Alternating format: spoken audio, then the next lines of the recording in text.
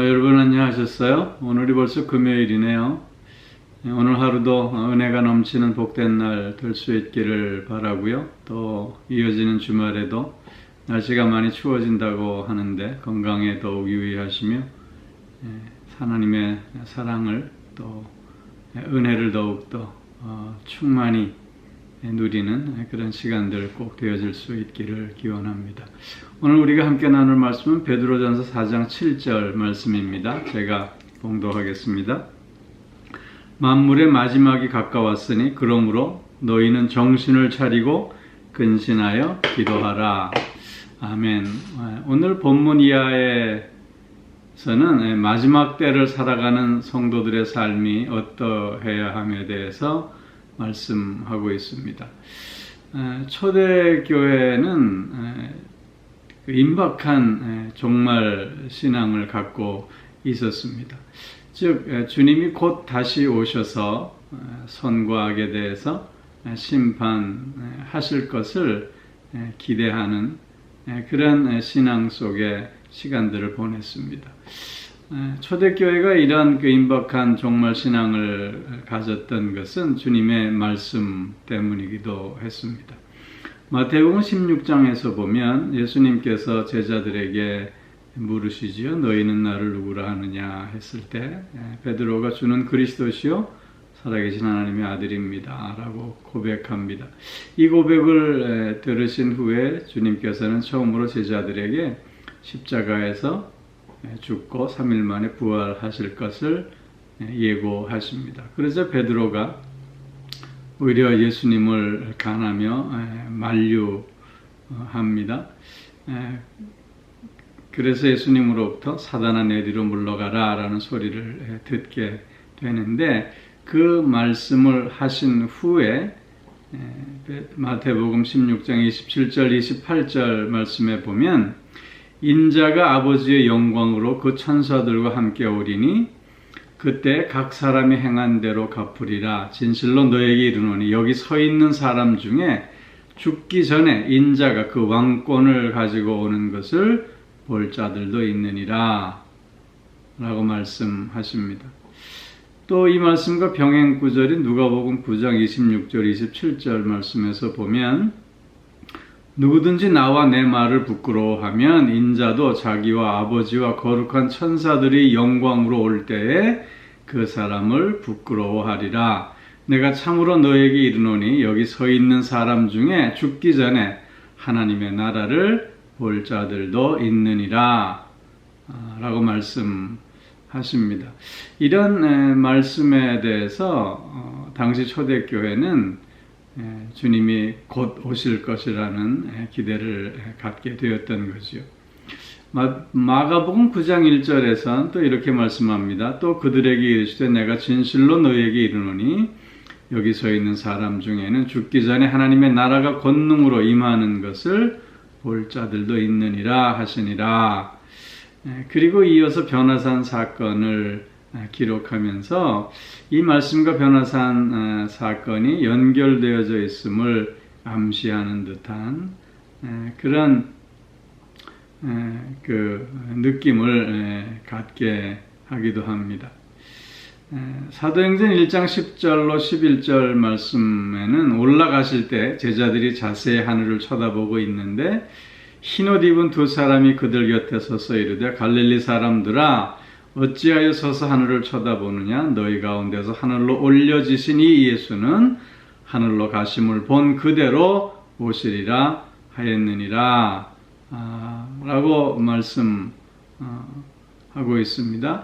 이런 말씀들을 보면 초대교회는 그들의 체험 속에서 예수님이 곧 다시 오실 것을 소망하고 기다렸던 것을 우리가 확인할 수 있게 되는 것입니다.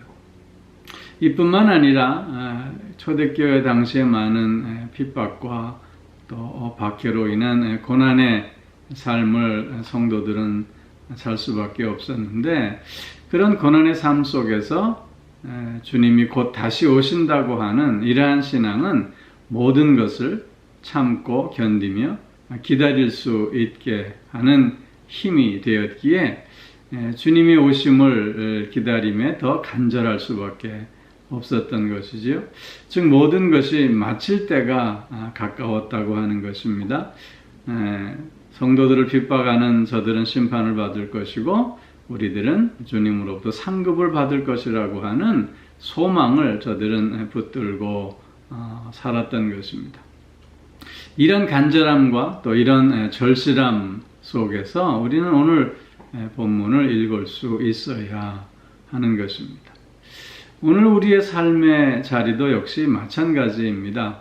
초대교회 당시 때처럼 마지막 때임을 부정할 수 없습니다.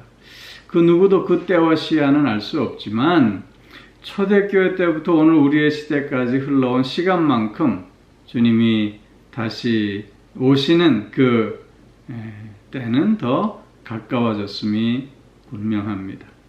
그렇기에 오늘 이 말씀은 초대교회 성도들에게만 주신 말씀이 아니라 오늘을 사는 우리들에게도 해당되는 말씀인 것입니다. 마지막 때를 살아가는 우리들의 삶의 모습은 어때야 할까요? 오늘 본문에서 보면 첫째는 근신하는 삶입니다. 오늘 본문에서 정신을 차리고 근신하여 라는 말씀을 하고 있는데 이 두 말은 같은 어원의 말입니다. 그 뜻은 냉철하며 균형을 잃지 말라는 뜻입니다.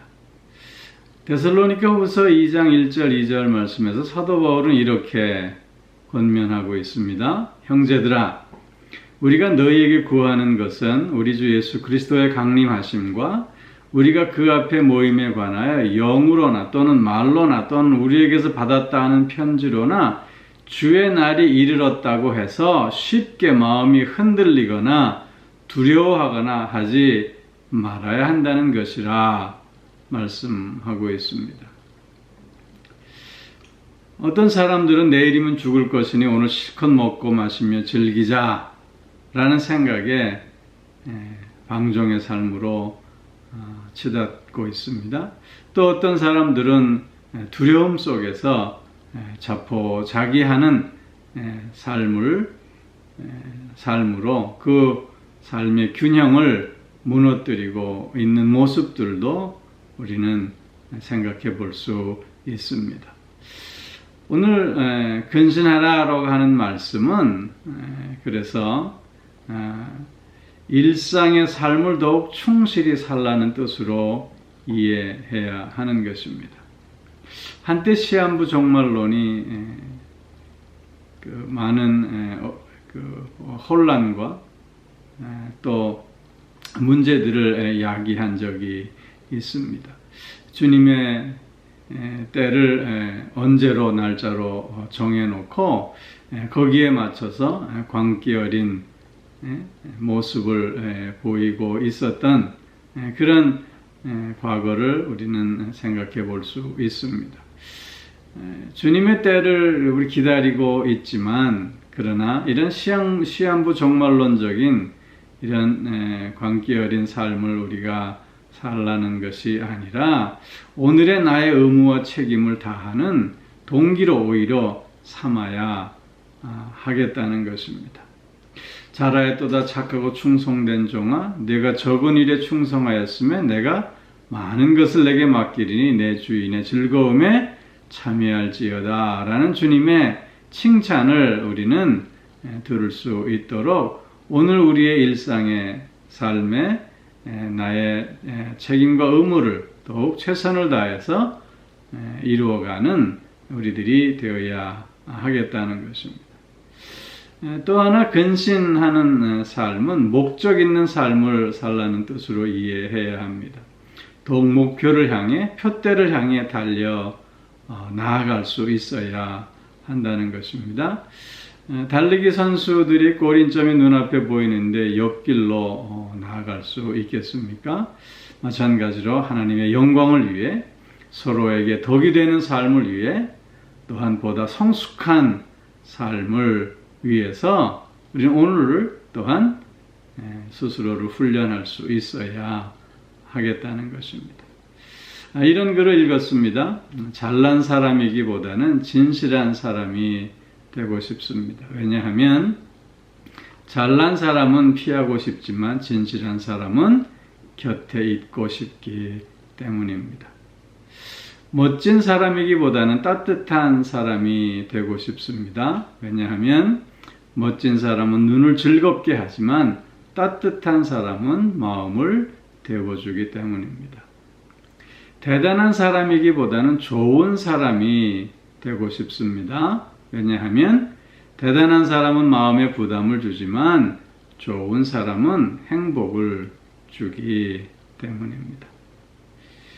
이 글처럼 우리가 마지막 때를 살아가는 데 있어서 진실한 사람으로 또 따뜻한 사람으로 좋은 사람으로 자신의 성숙의 삶을 향해 매진할 수 있어야 할 줄로 믿습니다. 또 마지막 때를 살아가기 위해서는 또 깨어 기도하는 삶이 요구되어집니다. 베드로에게는 우리가 잘 아는 대로 뼈아픈 경험이 있었습니다. 마태복음 26장 38절 이하에서 보면 이에 말씀하시되 내 마음이 매우 고민하여 죽게 되었으니 너희는 여기 머물러 나와 함께 깨어 있으라 하시고 조금 나아가서 얼굴을 땅에 대시고 엎드려 기도하여 이르시되 내 아버지여 만일 할만하시거든 이 잔을 내게서 지나가게 하옵소서.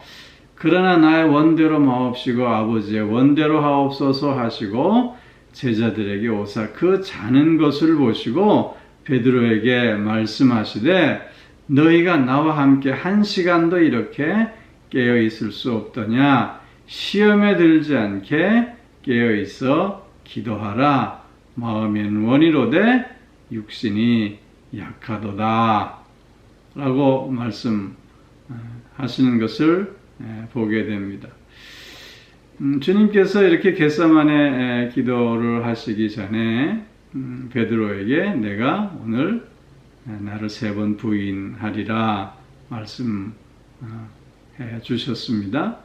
이 말씀을 들은 베드로는 그래서 깨어있어 기도해야만 했던 것이지만 그러나 그렇지 못했기에 그는 씻을 수 없는 과오를 범하게 되었던 것이지요. 그렇기에 그의 이런 체험적 경험을 통해서 마지막 때에 기도하지 않고는 그 마음을 제어하지 못한다고 하는 것을 강조하면서 마지막 때에는 늘 깨어 기도할 수 있어야 함을 말씀하고 있는 것입니다. 기도와 삶은 연결되어져 있습니다. 바른 기도가 바른 삶이 되게 합니다. 기도를 통해 지혜를 얻으며 분별의 능력을 갖게 되는 것입니다. 기도를 통해 하나님의 뜻을 깨달으며 순종의 삶을 살게 되는 것입니다. 기도를 통해 성령의 도우심을 받고 승리하는 삶을 살게 되는 것입니다. 사랑하는 성도 여러분, 우리는 마지막 때를 살고 있습니다. 이 마지막 때에 우리가 근신함으로 균형을 잃지 않는 냉철한 삶을 우리가 살 수 있어야 하겠고 또 늘 깨어 기도하는 가운데 주님의 뜻을 깨달으며 분별력을 가지고 순종하는 삶을 또 승리하는 삶을 살아야 할 줄로 믿습니다. 특별히 코로나19로 인해서 많은 어려움 가운데 있는 이때에 더욱 우리가 근신하며 깨어 기도하는 가운데 이 위기를 극복하고 오히려 하나님께 영광을 돌릴 수 있는 하나님으로부터 잘했다 칭찬받는 우리들이 되어지기를 주님의 이름으로 축원합니다. 기도하겠습니다. 오 사랑의 아버지 하나님, 마지막 때를 살아가고 있는 우리들에게 오늘도 은혜를 더하여 주셔서 근신하는 마음을 갖게 하여 주심으로 삶의 균형을 잃지 않게 하시니 참 감사를 드립니다. 오늘날의 일상에서 내가 감당해야 할 책임과 의무에 더욱 최선을 다하는 우리가 되어질 수 있게 하여 주옵시고 또한 보다 목적이 분명한 삶을 통해서 오늘도 내가 가야 할 그 길을 힘있게 걸어가는 우리들 되어지게 하여 주시옵소서. 뿐만 아니라 늘 깨어 기도함으로 말미암아 하나님의 지혜를 얻으며 분별력을 갖게 하여 주시고, 그래서 하나님의 뜻을 분별하여 순종하게 하시며, 또한 성령의 도우심을 통해서 그래서 승리하는 우리들 꼭 되어질 수 있게 하여 주시옵소서. 특별히 코로나19로 인해서 어려움 가운데 있는 이때에 우리가 더욱더 깨어 경성하는 가운데 이 모든 고난을 주님과 함께 극복하고 오히려 이때 하나님께 더욱더 영광 돌리는 우리들이 되어지게 하여 주시고, 더욱 성숙한 자로 날마다 그리스도를 닮아가는 우리들 될 수 있게 하여 주시옵소서. 사랑의 아버지 하나님, 오늘도 영육간에 강건케 하여 주시고 우리의 가정과 자녀들을 지켜주시고 보호하여 주시오며, 또한 마음이 상해 있는 이들, 몸이 불편한 이들을 주님 불쌍히 여겨주셔서 위로하여 주셔서 그 마음에 평안이 있게 하시고 그 육신의 강건함이 회복되어질 수 있게 하여 주옵소서. 또 이렇게 저렇게 다양한 기도의 제목으로 주님께 간구할 때 주님 그 기도를 들으시고 응답하셔서 하나님의 선한 뜻을 확인하고 또 그 뜻을 따라 순종함으로 승리하는 우리 모두가 꼭 되게 하여 주시옵소서. 아버지 하나님, 마지막 때를 살아가는 지혜를 늘 얻을 수 있게 하여 주시고, 그래서 더욱더 진실한 사람으로 또 따뜻한 사람으로 좋은 사람으로 서로에게 다가가는 우리들 되게 하여 주시고, 그래서 하나님께서 허락하신 오늘 하루가 기쁨이 넘치는 하루, 또한 사랑이 넘치는 하루, 감사가 넘치는 하루, 서로에게 복이 되는 하루가 되게 하여 주시옵소서. 감사드리며 예수님 이름으로 기도하옵나이다. 아멘.